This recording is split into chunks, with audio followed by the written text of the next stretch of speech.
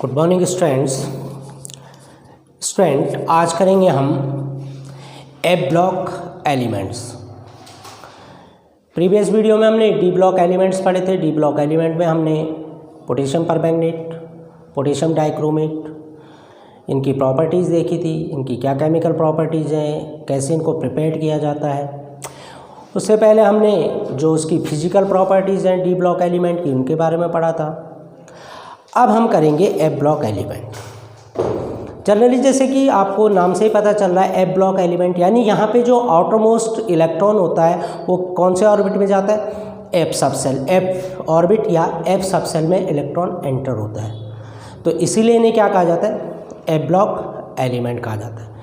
ये जो F block element है इसको हम इनर ट्रांजिशन एलिमेंट भी कहते हैं या इनर ट्रांजिशन सीरीज भी कहा जाता है। तो इनर ट्रांजिशन सीरीज इसे क्यों कहा जाता है? क्योंकि ये डी ब्लॉक के ठीक मिडिल में होती है, यानी लेफ्ट साइड भी और राइट साइड भी, दोनों साइड इसमें क्या आते हैं? डी ब्लॉक एलिमेंट आते हैं। तो इसलिए इनको इनर ट्रांजिशन सीरीज भी कहा जाता है।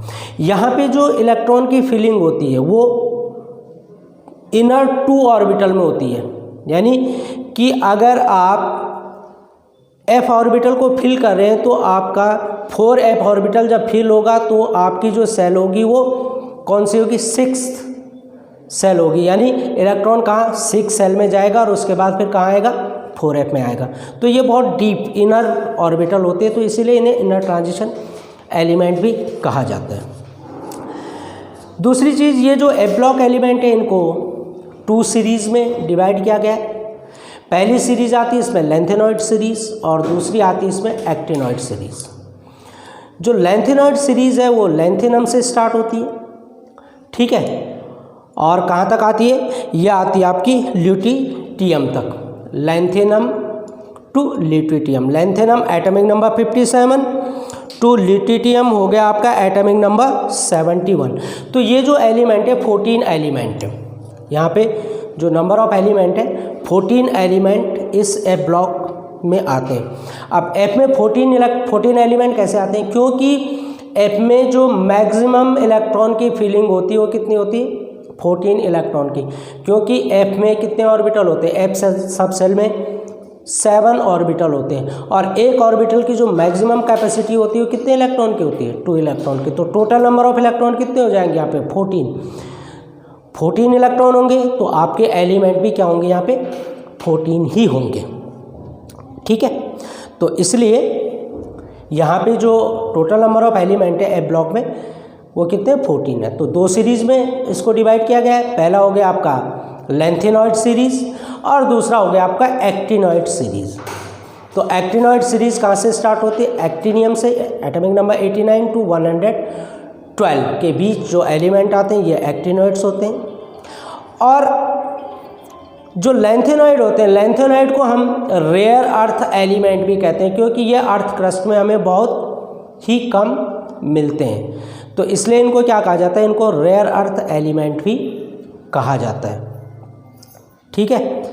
जनरली ये जो एलिमेंट होते हैं ये एलिमेंट हमारी अर्थ क्रस्ट में बहुत कम मिलते हैं और बहुत कम मिलने के कारण इनको किस में रखा गया? रेयर अर्थ सीरीज में रखा गया। जो एक्टिनॉइड है, एक्टिनॉइड एटॉमिक नंबर 89 से शुरू होते हैं, 89, 90, 91, 92 के बाद जो एलिमेंट है 92 के बाद 92 एटॉमिक नंबर 92 आपका यूरेनियम के बाद जितने भी एलिमेंट हैं इन एलिमेंट को क्या कहा जाता है? Transuranium element. और ये जो ट्रांस यूरेनियम एलिमेंट है ये अर्थ क्रस्ट में नहीं मिलते। ये क्या है? जनरली ये एलिमेंट मैन मेड है, ठीक है। तो इसीलिए इनको क्या कहा जाता है? इनको ट्रांस यूरेनियम एलिमेंट कहा जाता है, ठीक। अब हम सबसे पहले देखते हैं इसका electronic configuration. Electronic configuration,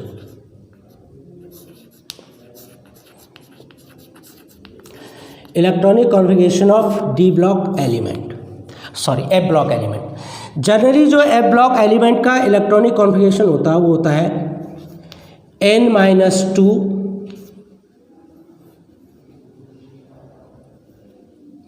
F1 to 14 N-1 D021 NS2।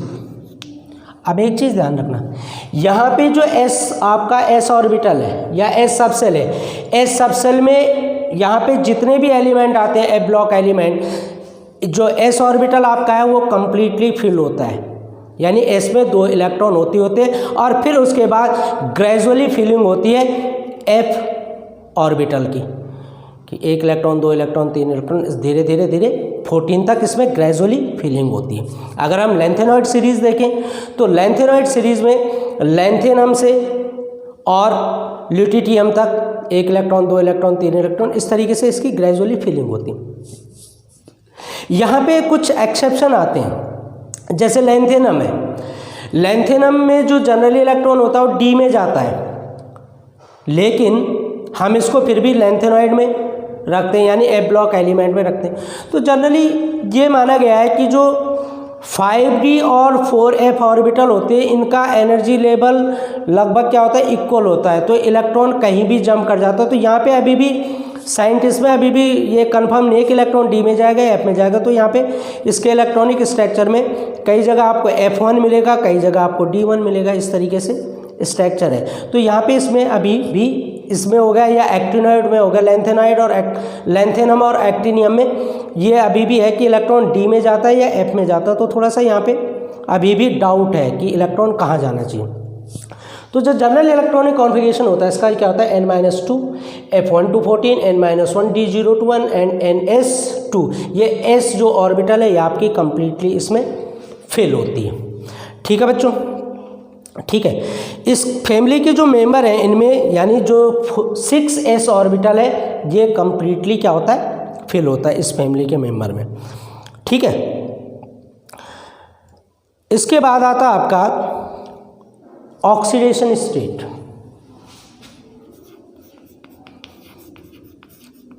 Oxidation state generally जो लेंथेनॉइड्स हैं, अभी हम लेंथेनॉइड को देख रहे हैं, जनरली जो लेंथेनॉइड्स हैं इनका जो ऑक्सीडेशन स्टेट होता है, स्टेबल ऑक्सीडेशन स्टेट इनका +3 होता है, यानी +3 ऑक्सीडेशन स्टेट में ये क्या होते हैं, स्टेबल होते हैं। ये इनका स्टेबल ऑक्सीडेशन स्टेट है। तो इसका मतलब ये हो गया कि +3 ऑक्सीडेशन स्टेट में जो ये एलिमेंट है ये क्या होते हैं, ये स्टेबल होते हैं, ऑक्सीडेशन स्टेट। ठीक है। दूसरी चीज़ क्या है कि +3 ऑक्सीडेशन स्टेट इनमें बहुत कॉमनली मिलता है, लेकिन इसके अलावा ये +2 एंड +4 ऑक्सीडेशन स्टेट भी शो करते हैं। +2 एंड +4 ऑक्सीडेशन स्टेट भी ये क्या करते हैं, शो करते हैं। ठीक है। फॉर एग्जांपल अगर हम देखें, किस में देखें, अगर हम सीरियम, ठीक है, सीरियम +4 ऑक्सीडेशन स्टेट में स्टेबल होता है। अभी देखो सीरियम का एटॉमिक नंबर होता है 58। अगर हम देखें तो ये हो जाएगा आपका Xe, और यहाँ पे जो इलेक्ट्रॉन जाएगा वो किस में जाएगा, F में और 1 D में। तो ये होता है Xe 4F1 5D1 and 6S2। अभी देखो यहाँ पे D1, वैसे जनरली इसे F में आना चाहिए, लेकिन यहाँ पे भी क्या है, ये अभी डाउट है।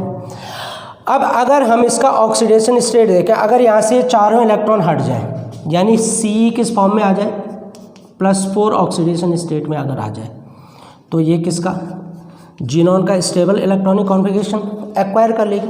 तो इसका मतलब क्या हुआ कि जो सीरियम है इसका +4 ऑक्सीडेशन स्टेट क्या होता है, स्टेबल ऑक्सीडेशन स्टेट होता है। ठीक है। ऐसे अगर हम एक एग्जांपल और लें, टर्बियम, तो टर्बियम जो है, टर्बियम का एटॉमिक नंबर होता है 65। Terbium Tb 65। तो Tb का जो इलेक्ट्रॉनिक कॉन्फ़िगरेशन हो जाएगा वो क्या हो जाएगा, जीनॉन, और क्या लेंगे हम इसमें, जीनॉन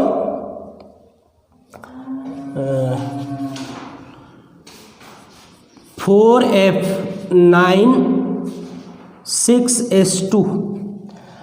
अब अगर हम इसका +4 ऑक्सीडेशन स्टेट ले लें तो ये क्या हो जाएगा, Xe4F7। देखो 2 इलेक्ट्रॉन ऐसे गए, 2 ऐसे गए। अब देखो ये 4F7 ये क्या है, हाफ फील्ड ऑर्बिटल है। आपको पता है कि हाफ और फुल फील्ड ऑर्बिटल क्या होते हैं, ज़्यादा स्टेबल होते हैं। तो ये जो Tb है ये +4 ऑक्सीडेशन स्टेट में यहाँ क्या है, ज़्यादा स्टेबल है। ऐसे ही सीरियम +4 ऑक्सीडेशन स्टेट में ये क्यों, जिनॉन का स्ट्रक्चर आ रहा है। यहाँ पे क्या हो रहा है, हाफ फील्ड ऑर्बिटल आ रही। तो हाफ फील्ड ऑर्बिटल क्या होती है, ज़्यादा स्टेबल होती है, हाफ फील्ड और फुल फील्ड ऑर्बिटल। तो ये यहाँ पे +4 ऑक्सीडेशन स्टेट में क्या है, स्टेबल है। ऐसे अगर हम यूरोपियम और यट्रीबियम में देखें, यूरोपियम का जो एटॉमिक नंबर होता है वो होता है आपका, यूरोपियम का एटॉमिक नंबर होता है आपका 63। अब देखो यूरोपियम EU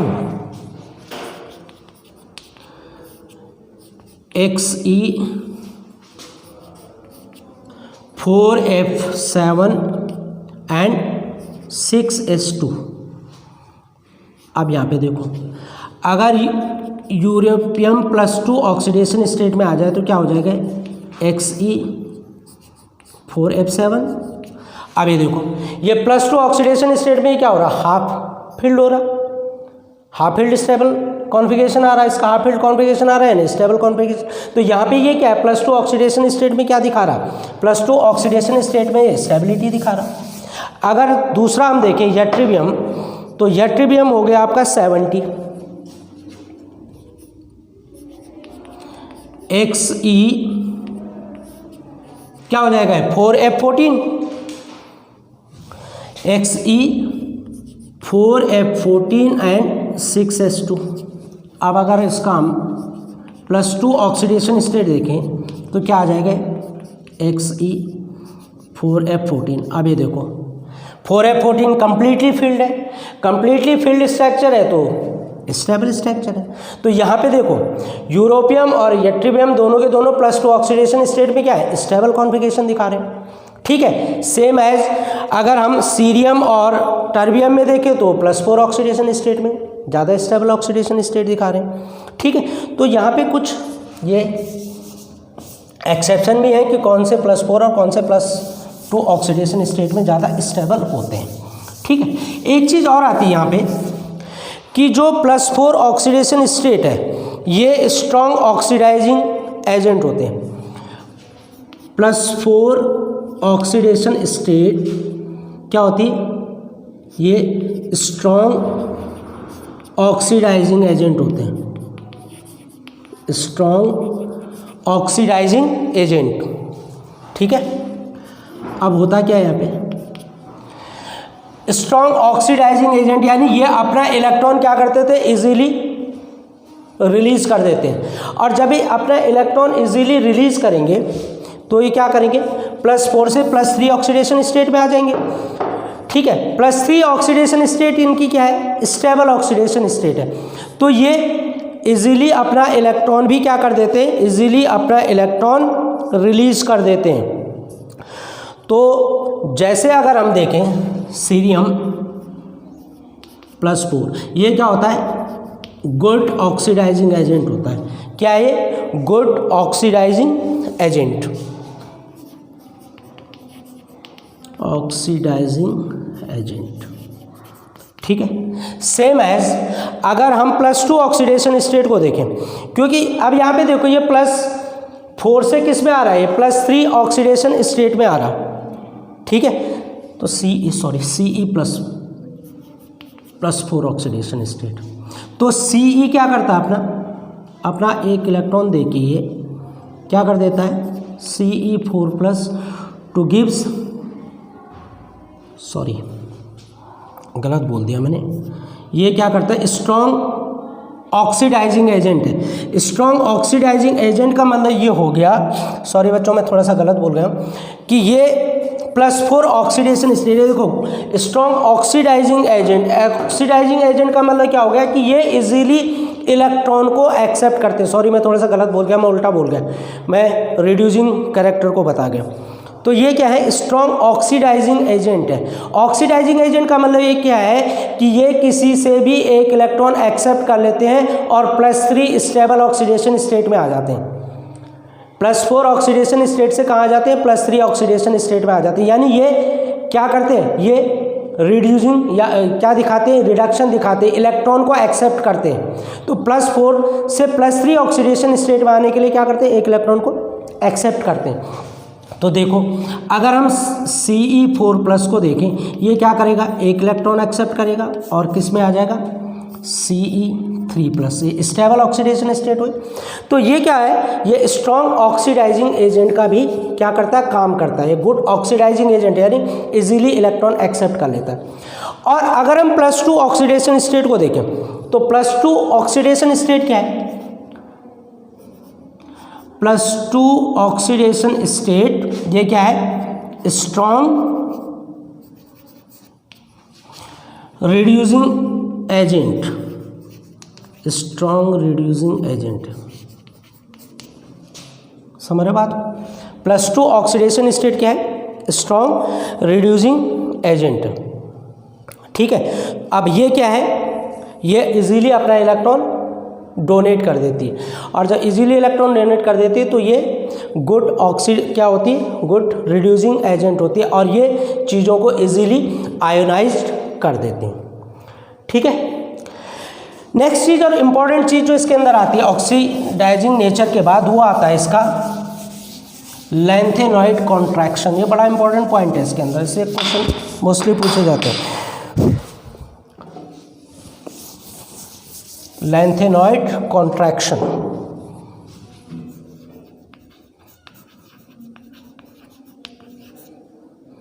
लैंथेनॉइड्स कॉन्ट्रैक्शन। अब देखो लैंथेनॉइड कॉन्ट्रैक्शन होता क्या है। जनरली लैंथेनॉइड कॉन्ट्रैक्शन है क्या, ये आयनाइजेशन इंथैल्पी है। जैसे जैसे आपको पता है कि जैसे जैसे हम पीरियड में लेफ्ट टू राइट चलते हैं तो आयनाइजेशन इंथैल्पी इंक्रीज होती है। ऐसे ही जब एफ ब्लॉक की सीरीज में हम लेफ्ट टू राइट चलते हैं तो इनकी जो आयनिक और एटॉमिक रेडियाई हैं वो डिक्रीज होती हैं। क्या होती हैं, एटॉमिक और आयनिक रेडियाई डिक्रीज होती हैं, और इसे ही कहा जाता है लैंथेनॉइड कॉन्ट्रैक्शन, ठीक है। तो डिक्रीजिंग इन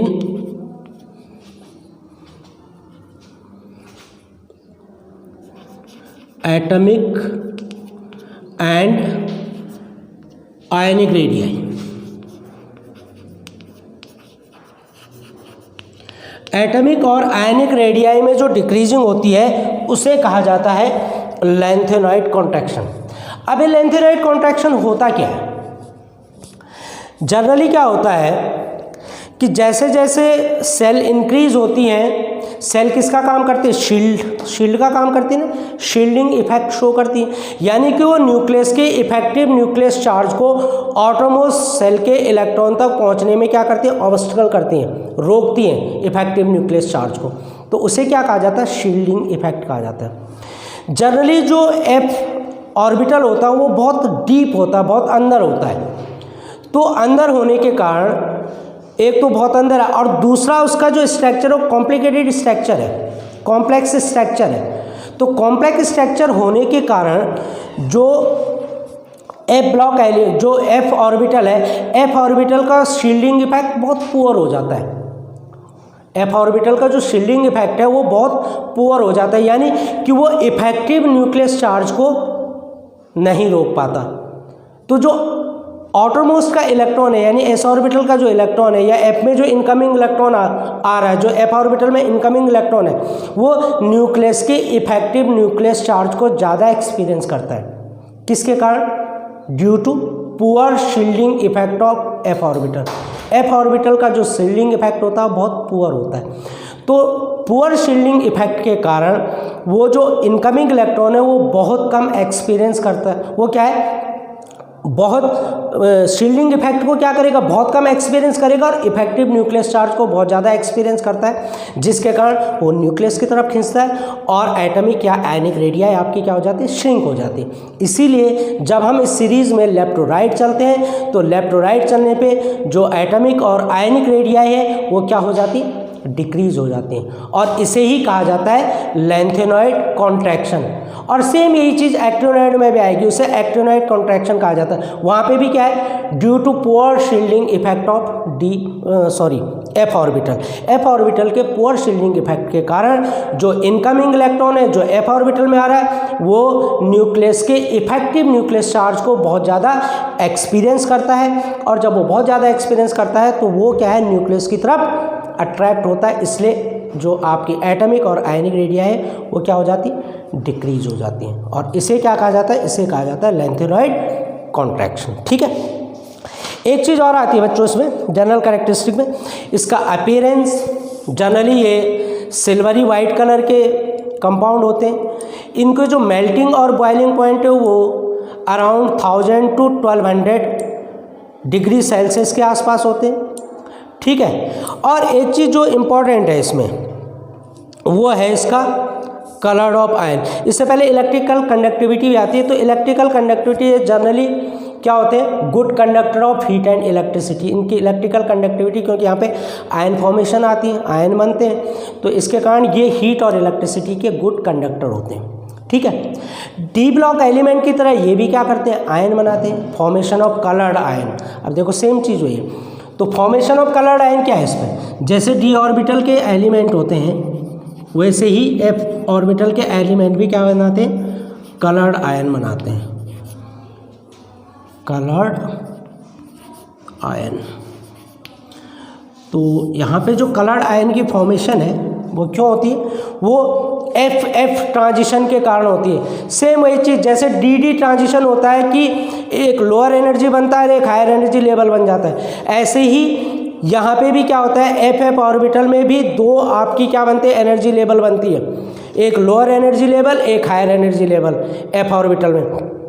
तो जो लोअर एनर्जी लेवल का इलेक्ट्रॉन है क्या है, जब हायर एनर्जी लेवल में जंप करता है तो वो क्या करता है, एक सुटेबल फ्रीक्वेंसी की लाइट को एब्जॉर्ब करता है और उसके करस्पॉन्डिंग कलर हमें दिखा देता है। तो इसीलिए ये जो एलिमेंट्स हैं ये एलिमेंट्स क्या दिखाते हैं, कलर्ड कंपाउंड दिखाते हैं। ठीक है, यहाँ पे एक चीज़ और आती है, थोड़ा सा कॉमन है इसके अंदर, और ये कॉमन क्या है कि जो लैंथेनॉइड आयन है, ठीक है, यानी जिसमें एक्स एफ इलेक्ट्रॉन है, एक्स एफ, ठीक है, अब एक्स एफ इलेक्ट्रॉन क्या भी बताता हूँ आपको, x F ion electron, x F electron किसके इक्वल में होते हैं, x F electron have similar coloured, have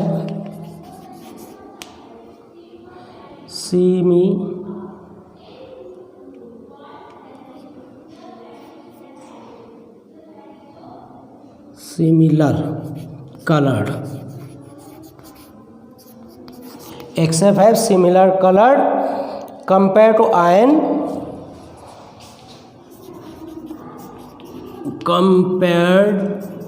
iron 14-X, ठीक है, 14-X F इलेक्ट्रॉन। अब देखो फॉर एग्जांपल एक्स एफ का मतलब ये हो गया, अगर हम देखें जैसे हम 4F2 ले रहे हैं, अब देखो F कितने 2, 4F2, इसका जो कलर होता है वो होता है ग्रीन।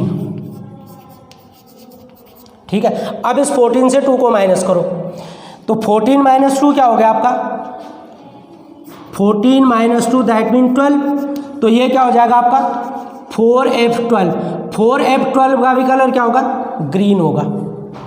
समझ रहे हो, अगर F2 है वो ग्रीन कलर का है तो 14 - 2 यानी 12, 4F12 भी क्या होगा आपका, ग्रीन कलर का होगा। सेम एज अगर F3 है, अगर हम देखें 4F3 तो ये क्या हो जाएगा 4F11, इन दोनों का कलर भी क्या होगा, सेम होगा, और इन दोनों का कलर क्या होता है, पिंक। अब देख लो, यानी कि अगर आपके पास यहाँ पे 2 इलेक्ट्रॉन है तो 14-2 को टोटल कितने होते हैं इसमें 14-2 यानी 12, इन दोनों का कलर सेम होगा। अगर 3 है तो 14-3 11, इन दोनों का सेम होगा। ऐसे ही किस में देख सकते हो 5 और 6 में, जैसे 4f5 और 4f9, इन दोनों का कलर सेम होता है और इनका जो कलर होता है वो क्या होता है येलो। ऐसे ही 4f6 और 4f8, 4f6 और 4f8, इन दोनों का कलर भी सेम होगा। कैसे होता है पेल येलो, पेल येलो। तो ये है 14-x का मीन्स कि जैसे 2 है तो 14-2 12, 3 है 14-3 11, 5 है 14-5 9, 6 है -6। तो इस तरीके से 7 में नहीं होता क्योंकि 7 कलरलेस होता है, 14 कलरलेस होता है, 0 कलरलेस होता है। क्यों? क्योंकि 7 में या 14 में जो आपकी f ऑर्बिटल होती है वो फुल फील्ड और हाफ फील्ड होती है। तो फुल फील्ड और हाफ फील्ड में जो इंटरेक्शन है वो इंटर इलेक्ट्रॉनिक रिपल्शन बहुत ज़्यादा बढ़ जाता है, तो इनकमिंग इलेक्ट्रॉन को आने नहीं देते, इसलिए कलर कंपाउंड शो नहीं करते। तो ये आपका लैंथेनॉइड है। नेक्स्ट वीडियो में हम एक्टिनॉइड करेंगे। तब तक गुड बाय।